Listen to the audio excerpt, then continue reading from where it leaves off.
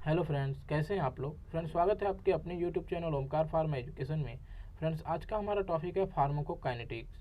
तो आज हम लोग फार्माकोकाइनेटिक्स के बारे में स्टडी करने वाले हैं और इनमें जो स्टेप्स इंक्लूड होते हैं जैसे एब्जॉर्प्शन, डिस्ट्रीब्यूशन, मेटाबॉलिज्म, एक्सक्रीशन, इनको भी हम एक एक करके समझेंगे। फ्रेंड्स, आज का हमारा जो वीडियो है वो बहुत ही आसान शब्दों में बनाया गया है, बहुत ही सिंपल कर दिया गया है फार्माकोकाइनेटिक्स को। तो वीडियो को लास्ट तक देखिए और अभी तक आपने चैनल को सब्सक्राइब नहीं किया है तो चैनल को सब्सक्राइब कीजिए, लाइक कीजिए और शेयर कीजिए ज़्यादा से ज़्यादा स्टूडेंट तक। तो आइए फ्रेंड्स, स्टार्ट करते हैं आज का वीडियो।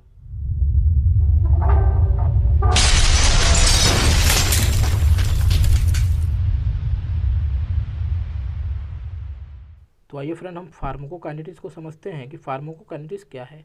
फार्माकोकाइनेटिक्स को समझने के लिए हम इसको दो पार्ट में डिवाइड कर सकते हैं। इसमें से हमारा पहला वर्ड आता है फार्माकॉन और दूसरा वर्ड आता है काइनेसिस। फार्माकॉन का मतलब होता है फ्रेंड ड्रग और काइनेसिस का मतलब होता है मूवमेंट, यानी कि ड्रग का मूवमेंट हमारी बॉडी में कैसे होता है, इसकी जो स्टडी है वो कहलाती है pharmacokinetics.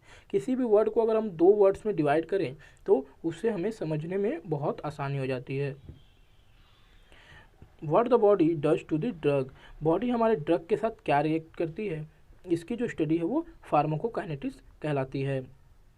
Pharmacokinetics is the study of absorption, distribution, metabolism and excretion of drug. मतलब हमारी बॉडी में ड्रग का एब्जॉर्प्शन कैसे होता है, वो कहाँ कहाँ पे डिस्ट्रीब्यूट होता है और कैसे होता है, मेटाबॉलिज्म कैसे होता है, एक्सक्रीट आउट कैसे होता है, फिर हमारा ड्रग शरीर से बाहर कैसे निकलता है, इसकी जो स्टडी है वो फार्माकोकाइनेटिक्स कहलाती है। यानी कि बॉडी हमारा क्या रिस्पॉन्स करती है हम ड्रग के लिए, इसकी जो पूरी स्टडी है वो फार्माकोकाइनेटिक्स कहलाती है। अब देखते हैं फ्रेंड कि हमने देखा कि हमने 4 पॉइंट पढ़ा, एब्जॉर्प्शन, डिस्ट्रीब्यूशन, मेटाबॉलिज्म। तो पहले क्या होता है फ्रेंड, एब्जॉर्प्शन। एब्जॉर्प्शन कैसे होता है हमारी बॉडी में ड्रग का, ये हमारे लिए इंपॉर्टेंट है।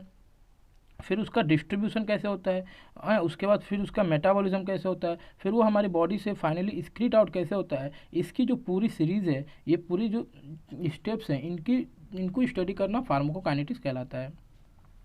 यहाँ पे हमने डायग्राम में आपको दिखा रखा है कि अगर हम लोग कोई ड्रग लेते हैं तो वो हमारे स्टमक में जाता है, स्टमक से वहाँ से डिसइंटीग्रेट होता है, फिर वो स्मॉल इंटेस्टाइन में जाता है, वहाँ पे एब्जॉर्ब होता है। और एब्जॉर्ब होने का क्या मतलब है फ्रेंड कि वो स्मॉल इंटेस्टाइन से हमारे ब्लड स्ट्रीम तक जाता है। अब वो ब्लड स्ट्रीम से हमारे पूरे बॉडी में डिस्ट्रीब्यूट होता है और वो अपने रिसेप्टर तक पहुंचता है, फिर वहाँ पे वो एक्शन शो करता है। ठीक है फ्रेंड, तो ये सब पूरी जो सीरीज़ है, ये पूरा जो स्टडी है, इसको हम फार्माकोकाइनेटिक्स कहते हैं। यहाँ पे फ्रेंड आपको एडीएमई दिख रहा है। एडीएमई को हम लोगों ने बोल्ड में इसलिए लिखा है क्योंकि इसी को हमें याद रखने की ज़रूरत है। ए मतलब एब्जॉर्प्शन, डी मतलब डिस्ट्रीब्यूशन, एम मतलब मेटाबॉलिज्म और ई मतलब एक्सक्रीजन।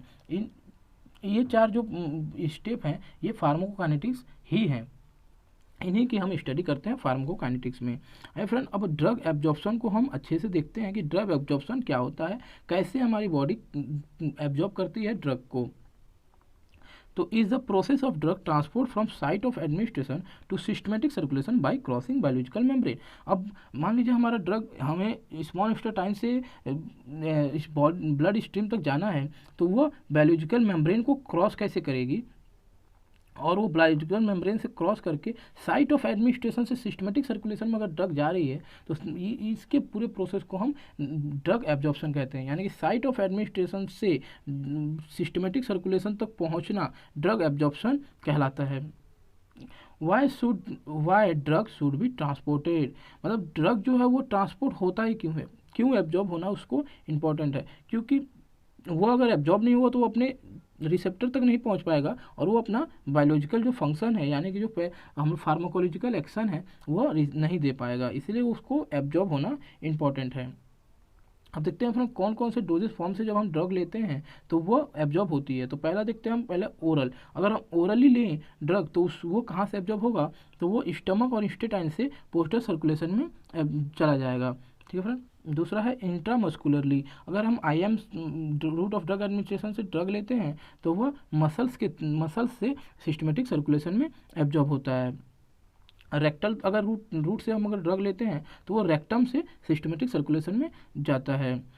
No absorption is needed if given intravenously. अगर हम लोग आईवी इंट्रावेनसली अगर रूट से ड्रग लेते हैं तो उसका एब्जॉर्प्शन होना जरूरत नहीं है फिर, क्योंकि हमने अभी बात किया कि ड्रग को रूट ऑफ एडमिनिस्ट्रेशन से या साइट ऑफ एडमिनिस्ट्रेशन से ब्लड स्ट्रीम तक पहुंचना एब्जॉर्प्शन कहलाता है। लेकिन जब हम लोग आईवी से लेते हैं ड्रग तो वो डायरेक्ट हम लोग सर्कुलेशन में ही, ब्लड स्ट्रीम में ही उसको इंसर्ट करते हैं, ठीक है फ्रेंड। तो इसलिए हमें इंट्रावेनस में ड्रग का एब्जॉर्प्शन की आवश्यकता नहीं होती।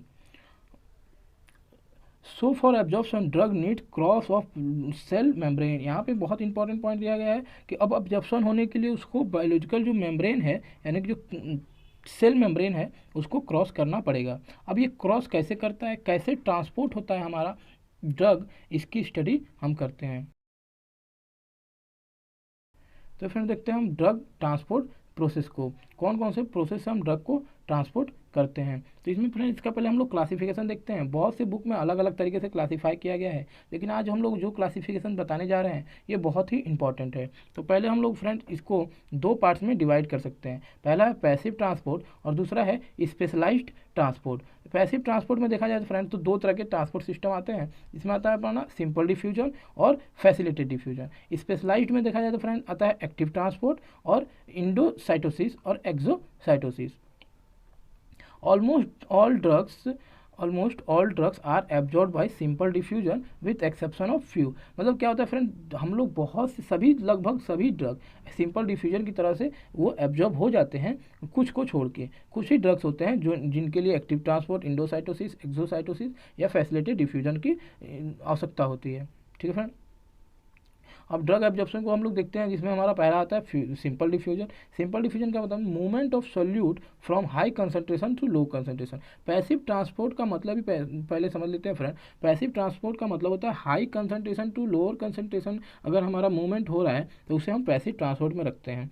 तो सिंपल डिफ्यूजन और फैसिलिटेड डिफ्यूजन में देखा जाए फ्रेंड तो high concentration to lower concentration ही मूवमेंट होता है। वहाँ पे दिखा रहा है movement of solute from high concentration to low concentration. Okay, no energy required. और एक इसमें बहुत इंपॉर्टेंट पॉइंट है कि इसमें एनर्जी की आवश्यकता नहीं होती। सिंपल डिफ्यूजन में किसी भी प्रकार की एनर्जी की आवश्यकता नहीं होती, ठीक है। नो कैरियर प्रोटीन, यहाँ पे कैरियर प्रोटीन की भी ज़रूरत नहीं होती। जैसे कि हमारा बाकी route of drug administration, transport system में कैरियर प्रोटीन की आवश्यकता होती है, लेकिन यहाँ पे हमें कैरियर प्रोटीन की आवश्यकता नहीं होती, ठीक है। Almost all drugs follow this process. हमने आपको पिछली बार भी बताया कि सभी ड्रग लगभग इसी प्रोसेस को फॉलो करते हैं। यहाँ पे हम लोग फिगर की तरफ समझते हैं। अगर हमने समझिए कि ये इंस्टेटाइन है और इंस्टेटाइन में हमारा ड्रग के जो अमाउंट है, कंसनट्रेशन है, वो ज़्यादा है, ठीक है। और जो हमारा ब्लड स्ट्रीम है, यानी कि ये ब्लड स्ट्रीम है, यहाँ पे ड्रग का जो कंसंट्रेशन है वो कम है, तो जो ड्रग का मूवमेंट जो होगा वो high concentration to low concentration होगा, जिसको हम लोग डिफ्यूजन बोलेंगे। और ये इसकी बायोलॉजिकल मेम्ब्रेन है, ठीक है फ्रेंड, ये इसकी बायोलॉजिकल मेम्ब्रेन है और ये इंस्टेटाइन है और ये ब्लड स्ट्रीम है। तो यहाँ से high concentration to low concentration जब हमारा ड्रग जब मूवमेंट करेगा तो इसे हम डिफ्यूजन कहेंगे और ये सिंपल डिफ्यूजन कहलाएगा। लेकिन जब देखिए दूसरे फिगर में देख रहे हैं, जब ये दोनों तरफ जो इसका कंसंट्रेशन है वो बैलेंस हो जाएगा तो मूवमेंट जो होगा वो किधर भी नहीं होगा, दोनों साइड में किधर भी मूवमेंट नहीं होगा, क्योंकि इनकी जो कंसंट्रेशन है दोनों तरफ इक्वल है, ठीक है फ्रेंड। अब देखते हैं lipid bilayer are mostly tight junction. हमारा जो सेल मेम्ब्रेन होता है वो लिपिड का बना होता है, आप सब जानते हैं, वो लिपिड के बाइलेयर्स होते हैं, ठीक है। तो बता रहा है कि लिपिड जो बाइलेयर होता है वो टाइट जंक्शन होता है, ठीक है friend. Water soluble substance can not cross through tight lipid bilayer. जो वाटर सोल्यूबल सब्सटेंस है वो लिपिड बाइलेयर से क्रॉस नहीं कर सकते, लेकिन जो लिपिड सोल्यूबल सब्सटेंस है यानी कि हाइड्रोफोबिक जो है वो आसानी से उसको डिफ्यूजन प्रोसेस के थ्रू वो उसको क्रॉस कर जाते हैं, ठीक है friend. Only lipid soluble substance can diffuse through it. Lipid soluble substance ही उसको डिफ्यूज मतलब उस साइड जा पाते हैं, ठीक है फ्रेंड। अब देखते हैं हमारा फैसिलिटेड डिफ्यूजन। फैसिलिटेड डिफ्यूजन क्या होता है? Movement of molecule from high concentration to low concentration with the help of carrier protein. Yes friend, इन दोनों में सिर्फ यही एक डिफरेंस है कि उसमें कैरियर प्रोटीन की आवश्यकता नहीं होती और फैसिलिटेड डिफ्यूजन कैरियर प्रोटीन की आवश्यकता होती है। बिना कैरियर प्रोटीन का फैसिलिटेटेड डिफ्यूजन नहीं हो सकता। लेकिन इसमें भी जो मूवमेंट होता है फ्रेंड वो high concentration to low concentration ही होता है, यानी कि अगर ड्रग आपका इंस्टेंटाइन में अगर ज़्यादा है और ब्लड स्ट्रीम में कम है तो ही वो मूव करेगा, एब्जॉर्ब होगा। ठीक है फ्रेंड, नो एनर्जी रिक्वायर्ड, लेकिन इसमें भी सेम लाइन है कि एनर्जी की आवश्यकता इसमें भी नहीं होती। ठीक है फ्रेंड, एग्जांपल दिया गया, certain ions, amino acid, sugars are too large to squeeze through the membrane और can not dissolve in the lipid bilayer. मतलब कि जो कुछ आयंस होते हैं, एमिनो एसिड होते हैं जो लिपिड बाइलेयर से एब्जॉर्ब नहीं हो सकते, सिंपल डिफ्यूजन से वो क्रॉस नहीं कर सकते। इसके लिए फैसिलिटेटेड डिफ्यूजन यानी कि कैरियर प्रोटीन की आवश्यकता होती है जो उसको डिफ्यूज कराता है। जैसा कि यहाँ पे आप फिगर में देख रहे हैं फ्रेंड, जो छोटे छोटे मॉलिक्यूल्स हैं, जो माइक्रो मॉलिक्यूल्स हैं, वह तो प्रोटीन चैनल के थ्रू ट्रांसफ़र हो जाते हैं बाय द बल्क ट्रांसपोर्ट या फिल्ट्रेशन प्रोसेस के थ्रू। लेकिन जो माइक्रो मॉलिक्यूल्स, जो थोड़े थोड़े बड़े बड़े मॉलिक्यूल्स हैं, जो टू लार्ज हैं, वह आसानी से ट्रांसपोर्ट नहीं हो सकते या नॉन डिजॉल्वेबल हैं, वो अपने लिपिड बाइलेयर को डिजॉल्व नहीं होते, वो सिंपल डिफ्यूजन से भी नहीं जा सकते। तो उनके लिए क्या होता है फ्रेंड कि कैरियर प्रोटीन होता है। आप देख रहे हैं यहाँ पे ये कैरियर प्रोटीन है। कैरियर प्रोटीन में क्या होता है फ्रेंड कि ये जाके ट्रैप्ड हो जाते हैं यहाँ पे, और फिर ये कैरियर प्रोटीन दूसरे साइड खुल जाता है और वो इंट्रा सेलुलर स्पेस में ड्रग को छोड़ देता है। यानी कि एक्स्ट्रा सेलुलर से लेके इंट्रा सेलुलर में कोई कैरियर प्रोटीन जो है वह छोड़ रहा है, तो इसे हम फैसिलिटेटेड डिफ्यूजन कहेंगे। अब आइए फ्रेंड एक्टिव ट्रांसपोर्ट देखते हैं। एक्टिव ट्रांसपोर्ट बहुत कम रेयर यूज में आता है और कहाँ पे यूज आता है ये सब हम देखने वाले हैं आज।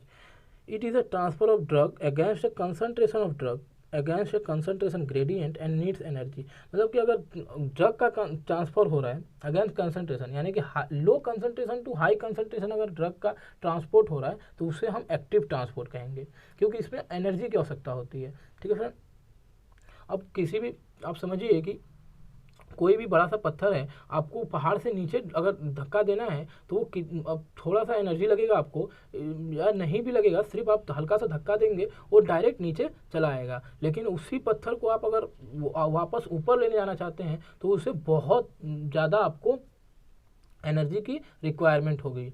इसी तरह यहाँ पे भी है कि अगर कंसंट्रेशन के मतलब high concentration to low concentration वो मूव कर रहा है तो आसानी से मूव कर जाएगा। लेकिन low concentration to high concentration उसे जाना है तो उसे एनर्जी की आवश्यकता होगी, तो वो उस साइड मूव कर पाएगा। ठीक है friend, it is a carried by specific carrier protein. इसमें भी कैरियर प्रोटीन की आवश्यकता होती है फ्रेंड।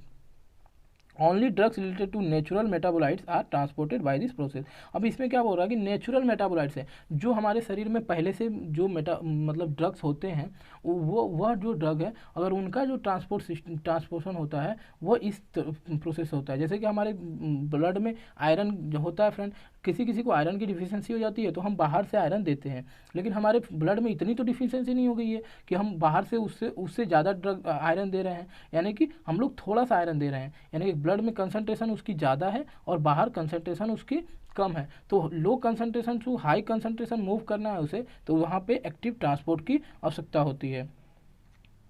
एग्जाम्पल यहाँ पर दिया गया है लिवोडोपा, आयरन, एमिनो एसिड की अगर डिफिशियंसी हो गई तो उसे हमें बाहर से देना पड़ता है, तो वहाँ पे एक्टिव ट्रांसपोर्ट की आवश्यकता होती है। पेनिसिलिन, ये सब जो एग्जाम्पल्स हैं इनके लिए हमें एक्टिव ट्रांसपोर्ट यूज करना पड़ता है। यहाँ पे फिगर में दिखाया गया फ्रेंड कि यहाँ पे हमारा जो ड्रग का यहाँ पे ये जो ड्रग है, यहाँ पे ड्रग की कंसंट्रेशन आप देख रहे हैं बहुत ज़्यादा है, ब्लड स्ट्रीम में बहुत ज़्यादा है और हमारे स्मॉल इंटेस्टाइन में कम है, और कैरियर प्रोटीन के थ्रू ये drug low concentration to high concentration move कर रहा है। तो यहाँ पे एनर्जी की आवश्यकता है। इस प्रोटीन चैनल को खोलने के लिए यहाँ पे एक एटीपी यानी कि एडिनोसिन ट्राइफॉस्फेट यूज हुआ और वो एडीपी में चेंज हो गया, यानी कि एक फास्फेट आयन इसको यूज हुआ, इसको मतलब खोलने के लिए आवश्यकता पड़ी, इसीलिए यहाँ पे इसको हम लोग एक्टिव ट्रांसपोर्ट कहते हैं। अब आइए फ्रेंड देखते हैं इंडोसाइटोसिस। इंडोसाइटोसिस को भी हम फ्रेंड दो अगर शब्द में बांटे तो समझने में बहुत आसानी हो जाएगी। जैसे कि इंडोसाइटोसिस यानी कि विद इन, एंड साइटोसिस यानी कि सेल। इंडो मतलब विद इन एंड साइटोसिस यानी कि सेल, यानी कि हमारे सेल में ड्रग का मूवमेंट अंदर की तरफ कैसे होता है उसकी जो प्रोसेस है वो इंडोसाइटोसिस कहलाएगा। The process by which a cell moves large amount of material non-dissolved particles into a cytoplasm from outside of environment। यानी कि अगर बाहर के इन्वायरमेंट से नॉन डिजॉल्व, यानी कि हमने पहले ही कहा कि अगर वो बाइलेयर पे डिजॉल्व हो जाता तो वो आसानी से मूव कर जाता, लेकिन वो डिजॉल्व नहीं हो रहा, तो नॉन डिजॉल्व पार्टिकल्स हैं या कुछ मटेरियल्स हैं जो डिजॉल्व नहीं हो पा रहे हैं हमारे बाइलेयर लिपिड बाइलेयर से, उनका अगर मूवमेंट आउटसाइड से इनसाइड होना है तो उससे हम इंडोसाइटोसिस कहेंगे। अब इसके कुछ टाइप्स हैं फ्रेंड। पहला आता है हमारा पिनोसाइटोसिस और दूसरा आता है फैगोसाइटोसिस। पिनोसाइटोसिस और फैगोसाइटोसिस बहुत ही आसान है, इनको हम आगे स्टडी करेंगे। हमारा पिनोसाइटोसिस क्या होता है friend? Pinocytosis is the process by which lipid droplets are ingested by living cell. इसमें क्या होता है, लिपिड ड्रॉपलेट्स होते हैं वो इंसर्ट होते हैं इसके थ्रू अंदर की तरफ आते हैं।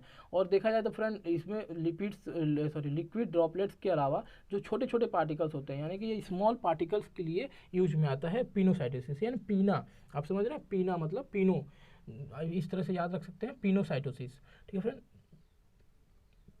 दूसरा होता है friend phagocytosis. It is defined as the injection of particles of higher than 0.5 micrometer, यानी 0.5 माइक्रोमीटर से जो बड़े पार्टिकल्स होते हैं उनका जब एब्जॉर्प्शन होता है इस प्रोसेस से, यानी कि अपना इंडोसाइटोसिस प्रोसेस से, तो उसे हम फैगोसाइटोसिस कहते हैं। वो क्या करते हैं फ्रेंड, सेल जो होते हैं वो इंगल्फ कर जाते हैं, जो मटेरियल्स होते हैं उनको इंगल्फ कर 0.5 माइक्रो से ऊपर के जो पार्टिकल साइज के मटेरियल होते हैं उनको इंगल्फ कर जाते हैं और वो इंट्रा सेलुलर स्पेस में लेके छोड़ देते हैं। जैसे कि यहाँ पे आप फिगर में देख रहे हैं फ्रेंड्स, ये हमारा सेल का जो ऊपरी जो सतह है उससे यहाँ पे एक मतलब एक थोड़ा सा गड्ढे टाइप का बनता है, इसमें हमारा जो ड्रग है वो जाके एक्यूमुलेट होता है। उसके बाद यह इस प्रकार से ये चेंज होने लगता है और फाइनली वो वैक्यूल्स में चेंज हो जाता है और वो वैक्यूल्स इंट्रासेलुलर स्पेस में आ जाते हैं। अब आइए फ्रेंड देखते हैं एक्सोसाइटोसिस। एक्सोसाइटोसिस क्या होता है फ्रेंड? एक्सोसाइटोसिस को भी हम अगर दो पार्ट्स में डिवाइड करें तो हमें आसानी होगी। एक्सो का मतलब होता है एग्जिट और साइटोसिस का मतलब होता है सेल, यानी कि सेल से बाहर जाने के लिए जब जो प्रोसेस होता है उसे एक्सोसाइटोसिस कहते हैं। इसमें होता है the process by which large amount of material और large non dissolve particles are moved from the cell cytoplasm to outside environment, यानी कि साइटोप्लाज्म से आउटसाइड इन्वायरमेंट में जब कोई मूवमेंट होती है अमाउंट्स मटेरियल की या नॉन डिजॉल्व पार्टिकल्स की, तो उसे हम एक्सोसाइटोसिस कहते हैं। नॉन डिजॉल्व पार्टिकल्स मतलब कि लिपिड में वो डिजॉल्व नहीं हो सकते, यानी कि सिंपल डिफ्यूजन उनका नहीं हो सकता।